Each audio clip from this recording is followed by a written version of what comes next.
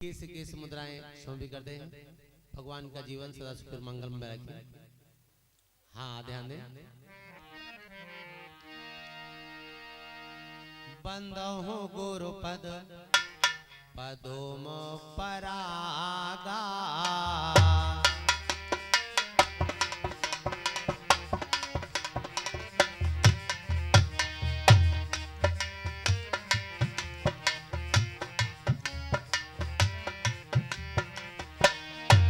सूरज सुबास सरस अनुरागा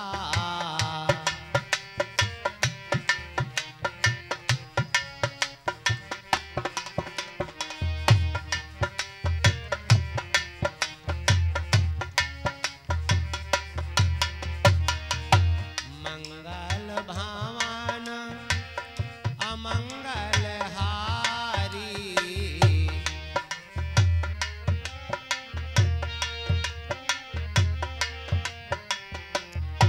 द्रबहु सुदशरथ अजिर बिहारी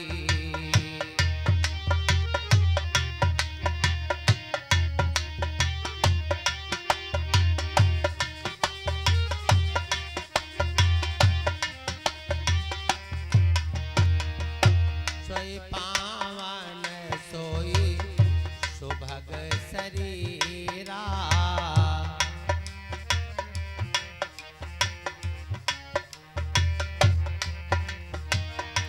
जेतन पाए भजिय रघुबीरा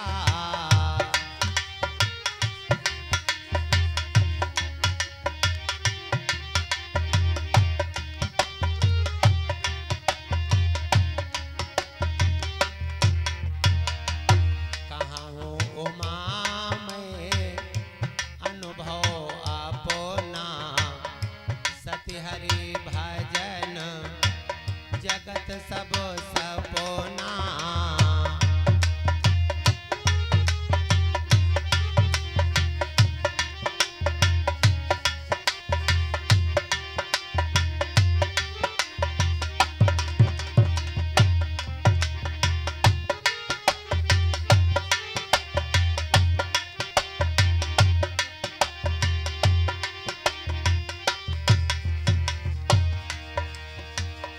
कहाँ सती प्रिय बचन विचारी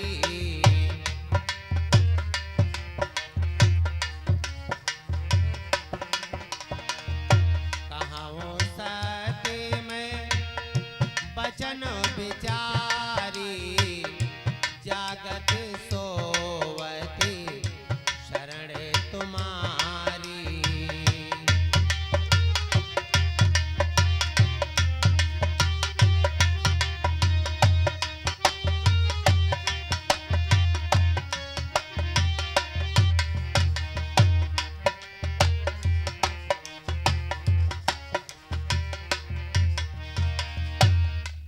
सियावर रामचंद्र भगवान की, भक्त और भगवान की।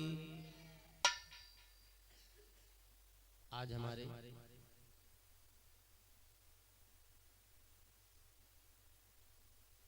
श्री सुखदेव जी महाराज राजा वीर परीक्षित को हरिद्वार में गंगा नदी के किनारे पर बैठे हुए कल्प कल्प की प्यारी प्यारी कथाओं को श्रवण करवा रहे हैं। बतलाने लगे कि सुनिए महाराज,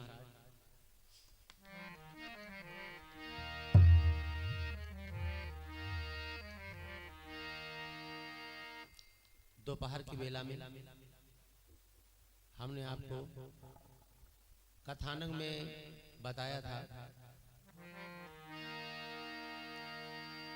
कि चले जाते मुनि दीन दिखाई,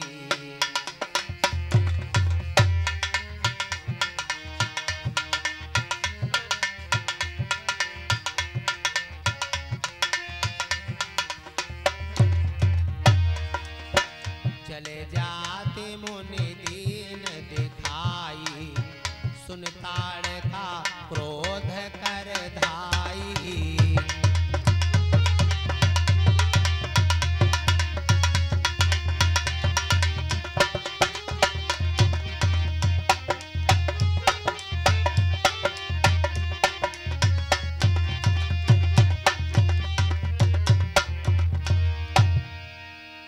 चले जात मुनि दीन दिखाई, सुन ताड़ुका क्रोध कर धाई। जैसे ही ताड़ुका आगे बढ़ती है तो गुरु जी ने कहा राम ने कहा गुरुदेव ये क्या है? बोले ताड़का निशाचरी, उठाओ धनुष बाण और इसे मारो। भगवान राम ने एक ही बाण मारा और एक ही बाण प्राण हरि लीना।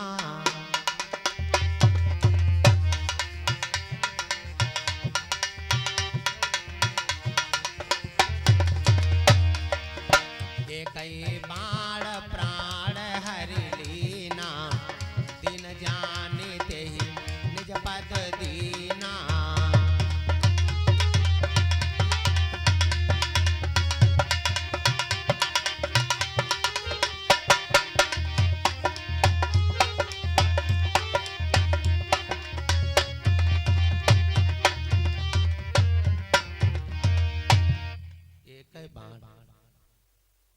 भगवान ने मारा, ताड़ुका निशाचरी धराशायी हो गई। इस प्रकार से ताड़ुका का वध होता है। ये कथा आप लोग दोपहर की वेला में सुन चुके हैं।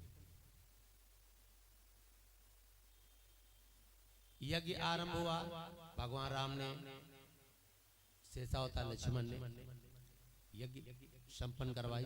ये भी कथा सुन चुके हैं। आज जहां पर परमात्मा होंगे वो बन नहीं रहे, स्वर्ण कानन बन गया। ऋषिराज ने राम और लक्ष्मण को वरदान दिया और यहाँ क्या बना? अगले दिन मुनि को मिला ये सुंदर संदेश, धनुष महोत्सव के लिए बुला रहे मिथिलेश। अगले दिन गुरु विश्वामित्र जी का निमंत्रण आया। कहां से? जनकपुर से। वाह! श्रोता वक्ता ज्ञान निधि कथा राम के गुण। राम की हमारे कथा बड़ी गूढ़ है और कथा कहने में आनंद तभी आता है जब कोई सुनने वाला है। 500, 300, 200, 100, 50 लोग बैठे हैं, कथा श्रोता श्रवण कर रहे हैं। पर हम लोग उन्हीं को सुनाने लगते जो लोग कथा सुनते हैं। तो जो नहीं सुनते उनको हम लोग जान जाते हैं ये नहीं सुनना है, उनका मन नहीं लगता। तो हमारे ठाकुर जी की कथा बड़ी गूढ़ है, बड़ी गूढ़ कथा है। मर्यादा पुरुषोत्तम, पुरुषों में उत्तम। अब भगवानों जाना चाहते हैं, राम जाना चाहते हैं जनक कि हम भी जाएं। निमंत्रण केवल गुरु जी का है और हमारे बुजुर्गों ने भी कहा है कि परमात्मा अपने ऊपर कभी दोष लेते नहीं। भगवान अपने ऊपर कभी दोष नहीं लेते।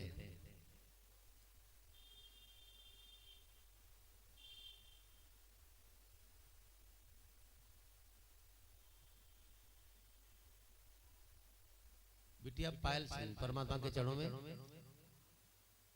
21 मुद्राएं सभी करती। मां सरस्वती को बिटिया को ज्ञान व विद्या प्रदान करें। मुन्नी दीदी परमात्मा के चरणों में 21 मुद्राएं सभी करती। मां परमात्मा इनका जीवन सदा सुखी मंगलमय रखे। प्रसाद उधार रहा।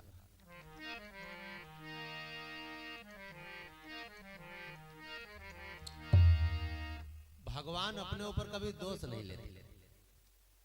तो परमात्मा राम ने गुरु जी की तरफ देखा, बोले गुरुदेव एक वचन कहना चाहता हूं।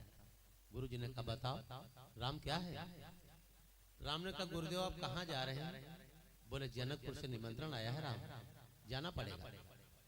बोले गुरुदेव तो लक्ष्मण भैया कह रहे हैं कि हम भी चले। दोष लक्ष्मण पर दे दिया।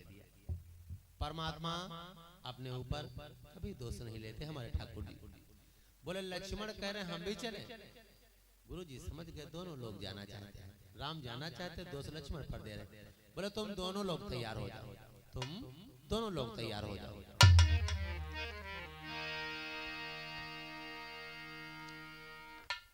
आगे आगे गुरुदेव जी महाराज, पीछे पीछे भगवान राम, उनके पीछे से सावता लक्ष्मण सम्मानित चले जा रहे हैं। और कुछ दूरी पर जब आगे बढ़े तो एक इनको ऐसी जगह मिलती है। चलते चलते वो जगह मिली,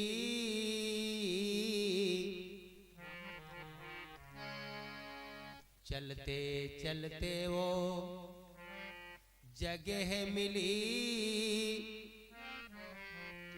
और छाया न जहां दिखलाती थी।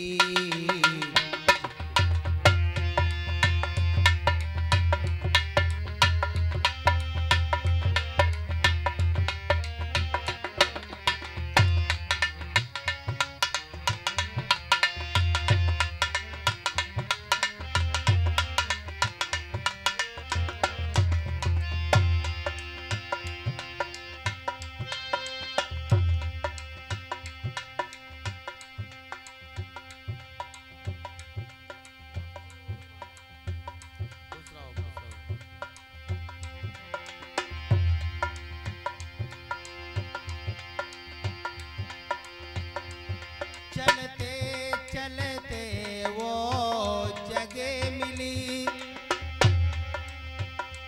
छाया न जहां दिखलाती थी। जिस ओर दृष्टि दौड़ाते थे,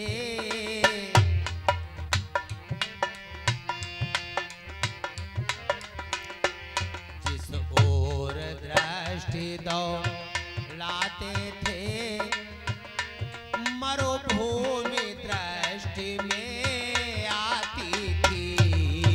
जिस ओर दृष्टि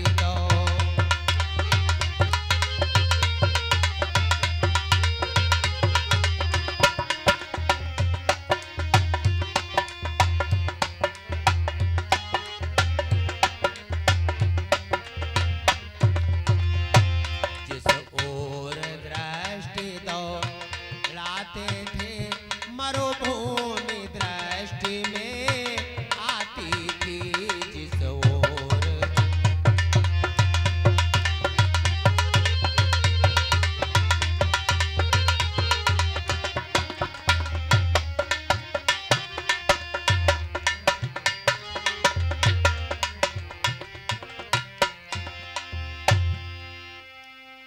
चलते चलते ऐसी जगह मिली, मरुभूमि। मरुभूमि मतलब मरुभूमि किसे कहते हैं। मरुभूमि वो है जहां पर कोई पेड़ ना हो, कोई पौधा ना हो, सब पहाड़ पत्थर, धूल गर्दा, मरुभूमि। तो जहां तक रामचंद्र जी महाराज हमारे ठाकुर जी दृष्टि ले जाते हैं, वहां तक मरुभूमि दृष्टि दिखाई पड़ती। ना कोई पेड़ है, ना कोई पौधा है, ना कोई पशु पंछी दिखाई पड़ रहा। जब पेड़ नहीं तो वहां पर पंछी कहां। बहुत बड़ी एक शिला पड़ी हुई है, बहुत बड़ी, नारी के आकृति की शिला। भगवान को सब कुछ मालूम। धन्य हो ठाकुर जी, ये क्या नहीं जानते। जिनके लिए ये बताया गया है, बिनो पग चले सुने बिन काना, बिनो पग चले सुने बिन काना, कर बिनु करम करे विधि नाना।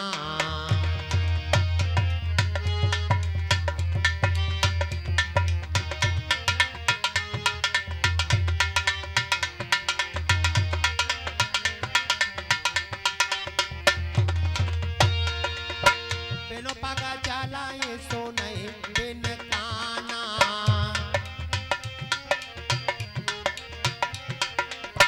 बिन पग चलाए सुने बिन काना, कर बिनु करम करे विधि नाना, कर बिनु करम करे विधि नाना।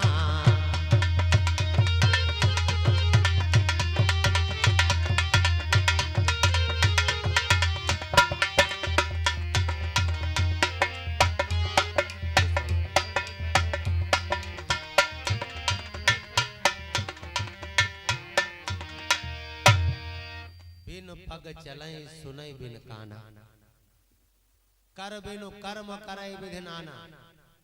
बिना पांव के परमात्मा चलने वाले, बिना हाथों के हर एक कार्य करने वाले, बिना कानों के सब कुछ सुनने वाले, बिना आंखों के सब कुछ देखने वाले, बैठे थे द्वारिकापुरी में और देख रहे थे द्रौपदी चीरहरण हस्तिनापुर का दृश्य। परी बिटिया परमात्मा के चरणों में 11 मुद्राएं सुंदी करती हैं। माँ सरस्वती को बिटिया को ज्ञान व विद्या प्रदान करें। बोलो सरस्वती मैया की।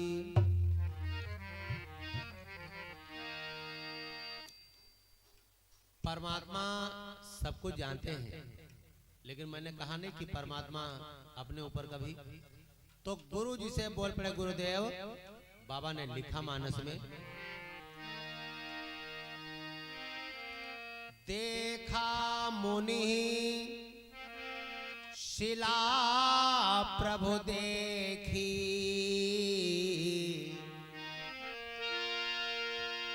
देखा मुनि शिला प्रभु देखी, सकल कथा प्रभु कहा बिसेखी।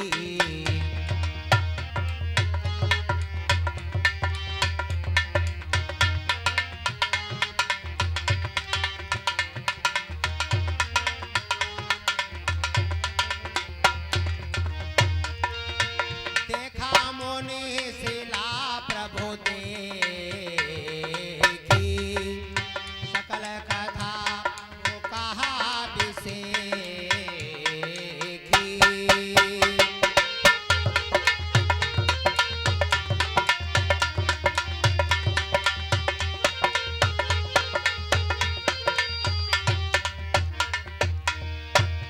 देख पूछा मुनि शिला प्रभु देखी, पूछा मुनि शिला प्रभु देखी, सकल कथा प्रभु कहा बिसेखी। देखिए, एक सज्जन कह रहे थे पंडित जी देखा है, तो इसीलिए हमने 2 बार दोहराया चौपाई। देखा नहीं है, पूछा मुनि शिला प्रभु देखी और सकल कथा प्रभु कहा बिसेखी।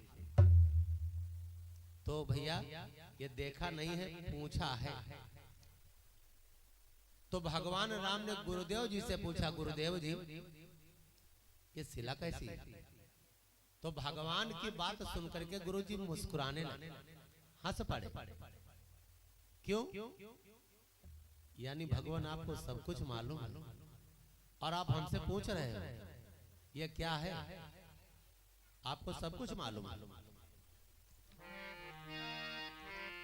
रघुनंदन की बात सुन बिहसे विश्वामित्र,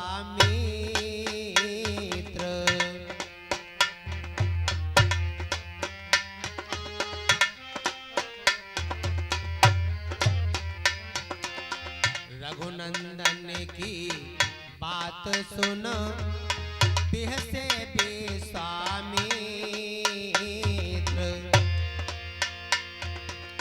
सुना दिया उस शिला का यादो पांत चरित्र।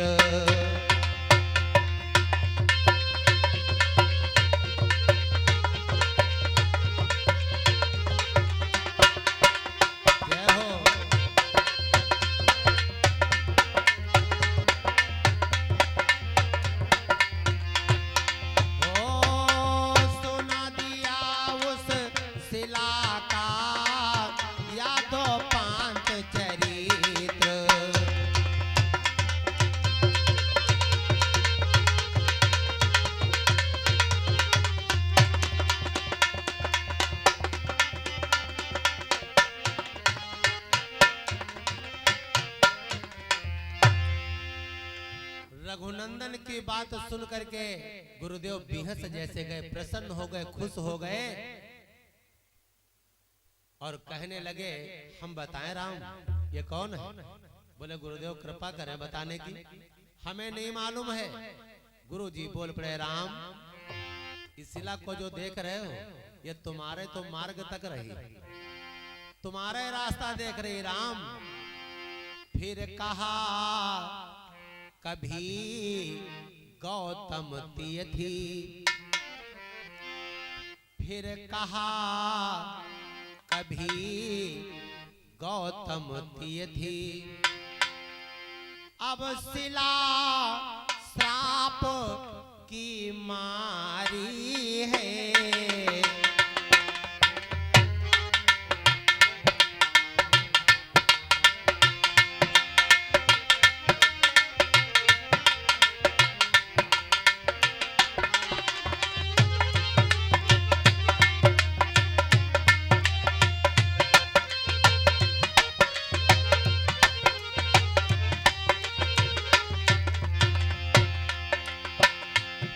सबसे उपराम हुई है ये,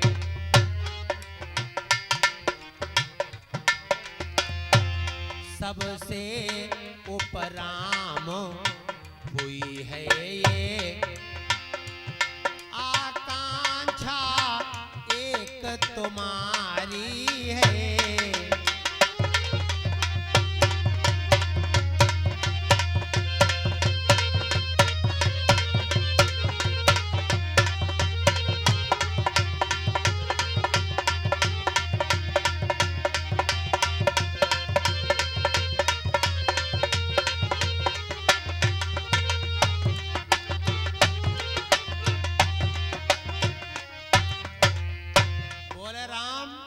ये कभी गौतम ऋषि की पत्नी थी। बोले गौतम ऋषि ये कौन है महाराज? गुरुदेव ये कौन है? बोले सुनिए राम ये कभी गौतम ऋषि की पत्नी अहिल्या थी, आज बेचारी धोखे में पति ने शंका के हिसाब से श्राप दे दिया, बेचारी शिला बनी पड़ी। हे राम तुम्हारे तो मार्ग तक रही, रास्ता तक रही।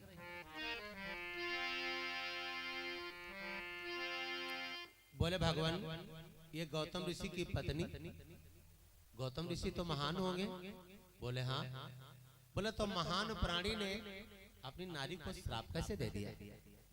बोले श्राप शंका बहुत बड़े बड़े कार्य करवा देती है।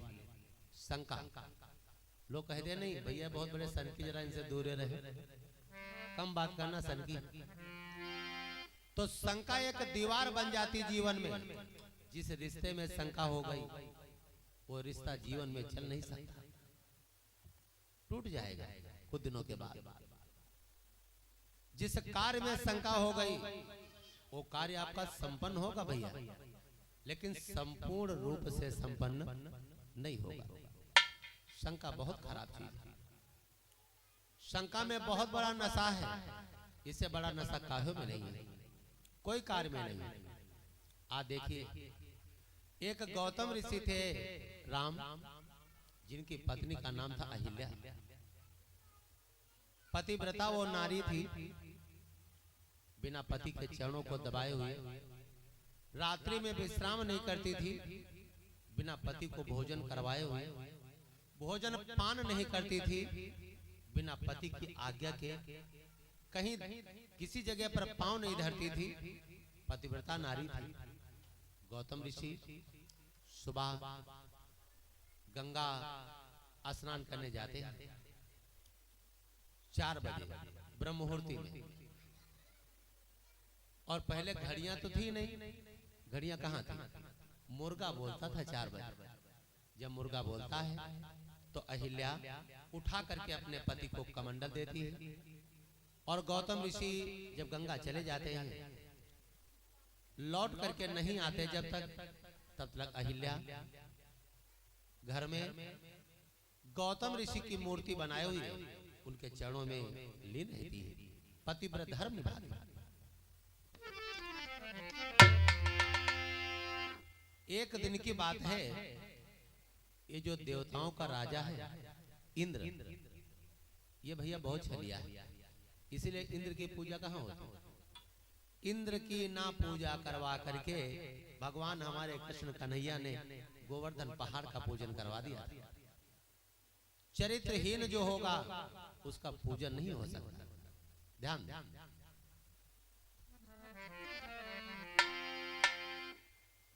इंद्र ने चंद्रमा से कहा, अच्छा चंद्रमा और सूर्य ये तो सबको देखते हैं, तो चंद्रमा से इंद्र ने कहा, चंदा इस समय इस पृथ्वी पर सबसे सुंदर नारी कौन है? चंद्र ने कहा, अहिल्या, गौतम ऋषि की पत्नी, क्योंकि सुंदरता चेहरे से नहीं, जब अंदर से सुंदरता हो। सुंदर नारी कौन है संसार में? जग में वा सुंदर नारी, जग में वा सुंदर नारी, और पति से जो प्यार करे, जग में वा सुंदर नारी।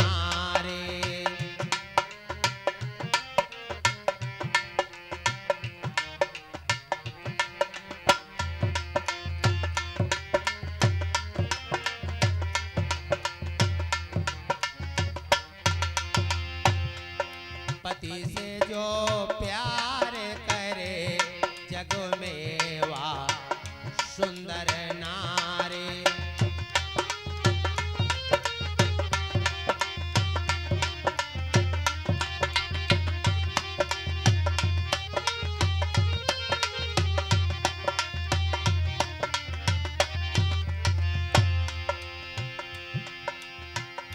जग में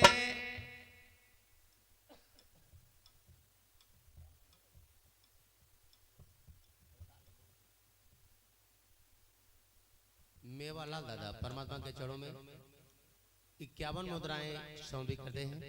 भगवान इनका कल्याण करें। नारी वही सुंदर है जो अपने पति से प्रेम करती है, क्योंकि हमारी माताओं बहनों बेटियों के लिए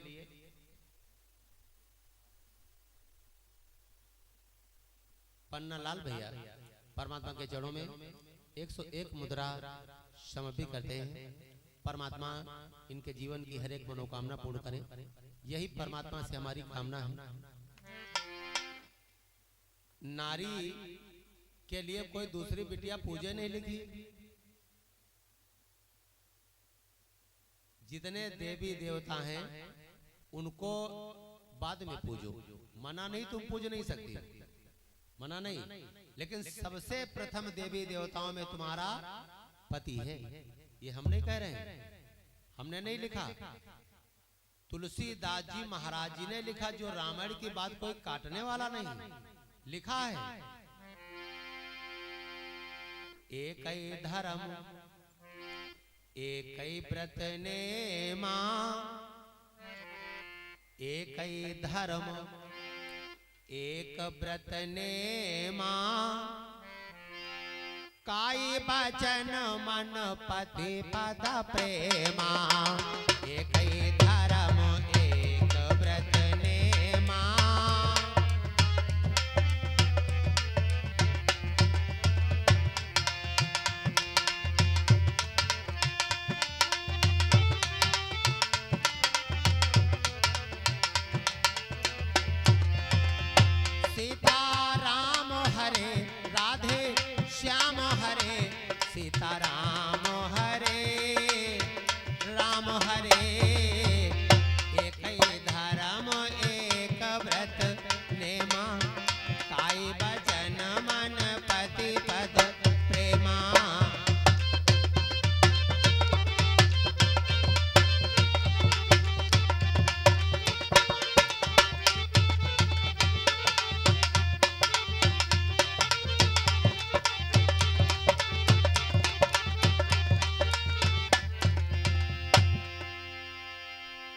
एक ही धर्म एक ही व्रत नेमा और काय बचन मन पति पद प्रेमा।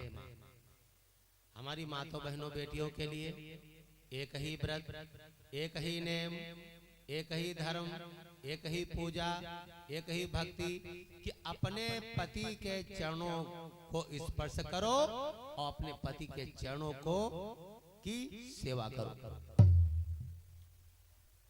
सती अनुसुईया पांव दबाती थी अत्रि मुनि के, सती सावित्री पांव सत्यवान के दबाती थी।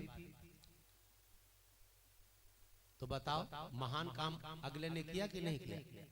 सती अनुसुईया यहीं की रहने वाली थी जहां पर हम आप सभी लोग बैठे हैं और आप सभी लोग बैठी हैं इसी भारत देश के। सती सावित्री भी यहीं की रहने वाली थी। सती सावित्री ने क्या किया? अपने पति के प्राणों को यमराज के हाथों से छीन लिया। वो छीन नहीं हुआ। अनुसुईया माता ने क्या किया? वो जगत के मालिक, रचयिता, रक्षक, संहार कारक ब्रह्मा विष्णु शंकर भगवान को 6-6 महीने के बालक बना दिया। मंत्र कौन सा पढ़ती थी सती अनुसुईया? ध्यान करें और याद कर लें। सती अनुसुईया और सती सावित्री का एक ही दीदी मंत्र था, एक ही बिटिया मंत्र था। ओम पति परमेश्वराय नमः, ओम पति परमेश्वराय नमः। यानी अपने पति को परमेश्वर मानती थी। और आज कल अगर लड़का के तेज बुखार आ जाए तो इतनी शक्ति हमारी माताओं बहनों बेटियों में नहीं बची है कि बिना डॉक्टर के मिले और लड़का का बुखार उतार ले। क्यों? गर्मी का मौसम है, कथा करके पंडित जी घर पहुंचे या ढोलक मास्टर घर पहुंचे। एक ढोलक मास्टर थे, हम नाम नहीं लेंगे। तो पत्नी पहले कहती कपड़े उतार दो, लाओ पंखा हला, क्योंकि कपड़ों में ही पैसा है। जो कहते भी हैं लाओ थोड़ा देख ले इसमें क्या है, अरे कहीं इनका छान डाले भाई, बात देखा जी दूसरा कपड़ा दी पैसे। और कहो तो कहीं भाई लक्ष्मी लक्ष्मी थे जा, लक्ष्मी लक्ष्मी के पास जाती है, सत्य है, जाना चाहिए। घर का मालिक कोई मनुष्य थोड़ी ना होना चाहिए, नारी होनी चाहिए, गृह लक्ष्मी है। लेकिन लक्ष्मी का भी ये काम थोड़ी ना कि केवल पैसे से ही प्रेम किया जाए। अगर कहबो करो कि पाम दर्द है, सती अनुसुईया मौका नहीं देती थी कहने का, सावित्री जी मौका नहीं देती थी कहने का, पहले दबाती थी सर पांव पति का।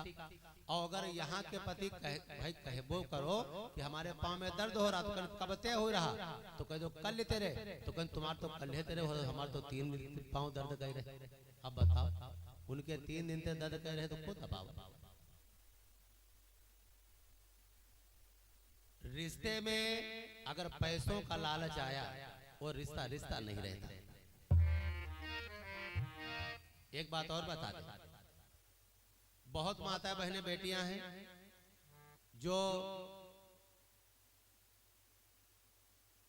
घर में, अगर घर मजबूत है पति का, अगर घर पति का मजबूत है, तो हमने 1-2 माताओं बहनों बेटियों को देखा तो वो कहती हैं कि तुम्हारा तो घर मजबूत है, लो अपने भैया का घर बना दे, है कि नहीं?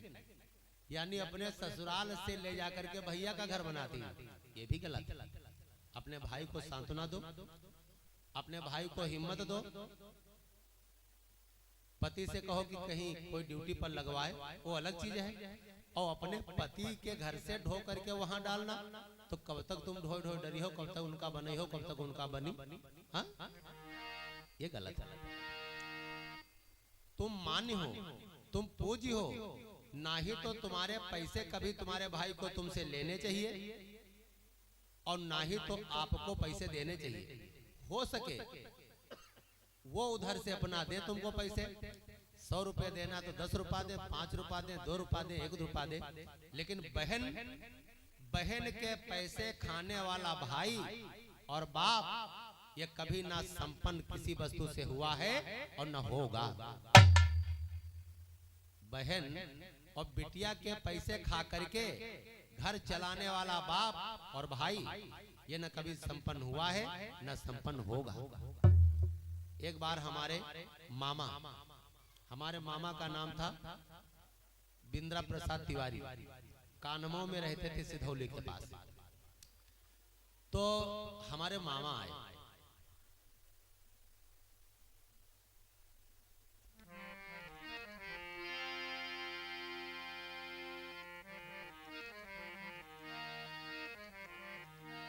साथ में नाना भी थे।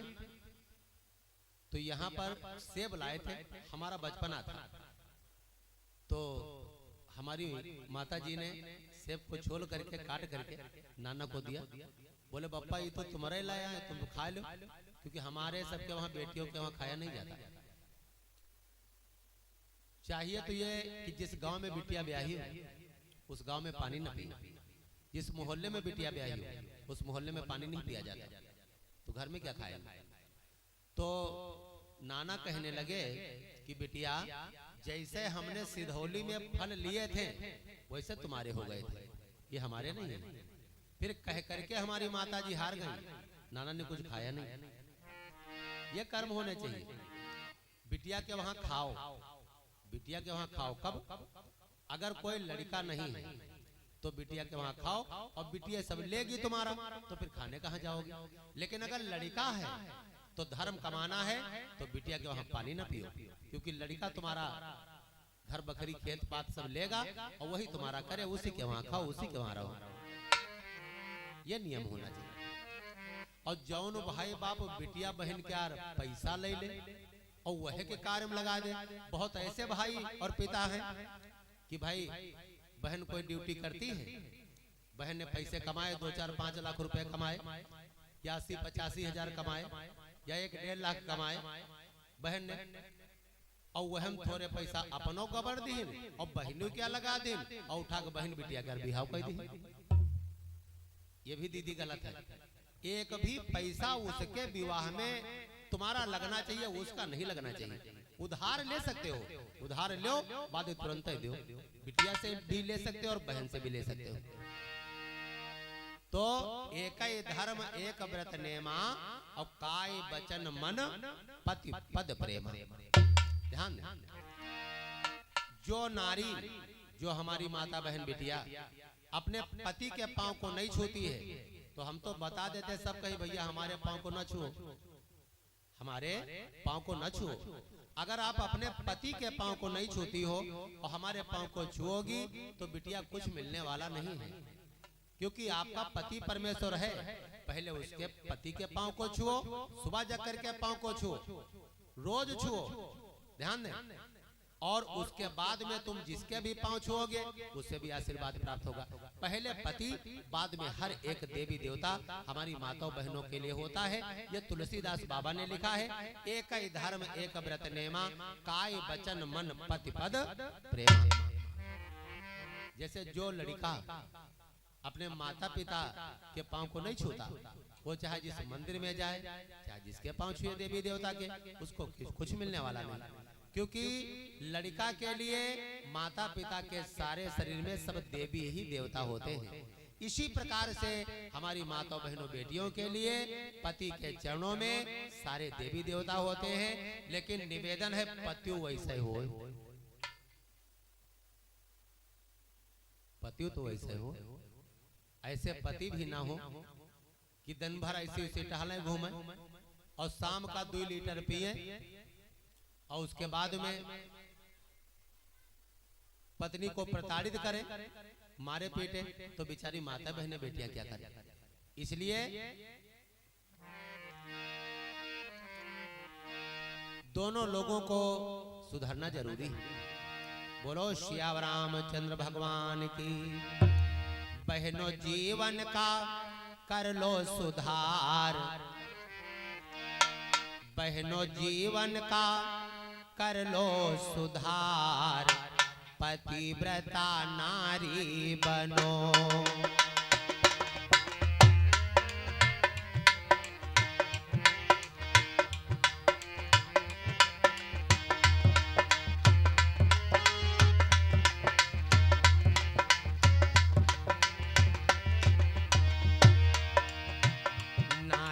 बनो बहनों, नारी बनो नारी।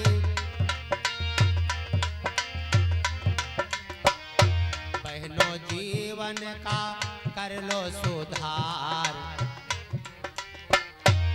बहनों जीवन का कर लो सुधार, पतिव्रता नारी बनो।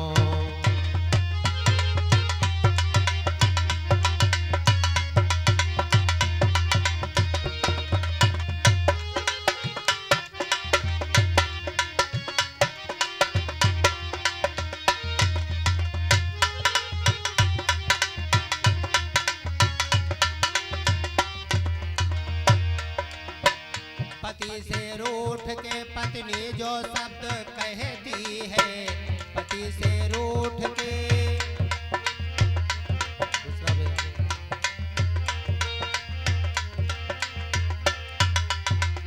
पति से रूठ के पत्नी जो शब्द कहती है, वही दुख भोग के नरकुंड धाम जाती है।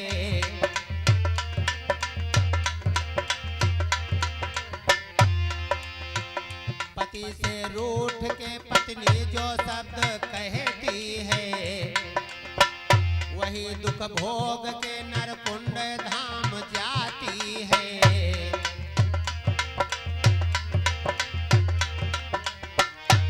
वही होती है विधवा अपार, जय हो। वही होती है विधवा अपार, पतिव्रता नारी बनो।